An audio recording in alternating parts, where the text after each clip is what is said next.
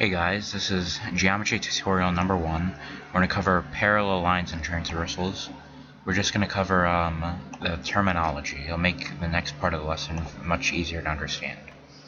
We're just going to cover like the names, angles, and stuff, and just to give you a better understanding of how parallel lines work. So basically, parallel lines are lines that never intersect. They basically have the same slope, and they will never touch each other, basically. Transversal, it intersects two lines. So that's your transversal right there, and it's intersecting those two parallel lines.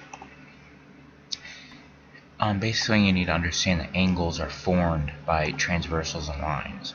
When a line intersects another line, it forms angles. That's really important to understand. We have names for these angles. One of them is called the alternate interior angles. They're in between the lines, and they're on opposite sides of the transversal. So we have in between the lines and on opposite sides of the transversals. So those would be alternate interior angles. Next one would be the alternate exterior angles.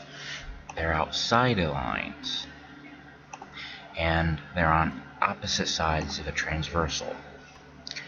So that angle and that angle would be alternate exterior angles.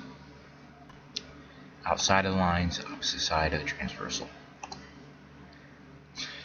Same side angles, they're on the same side of the transversal, and they're in between the lines.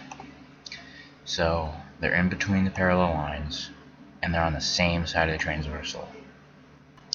Corresponding angles are in matching corners. Kind of confusing to understand,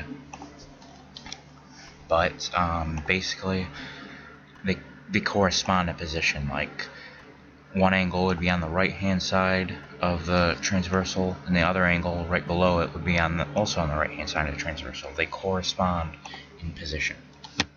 Thanks.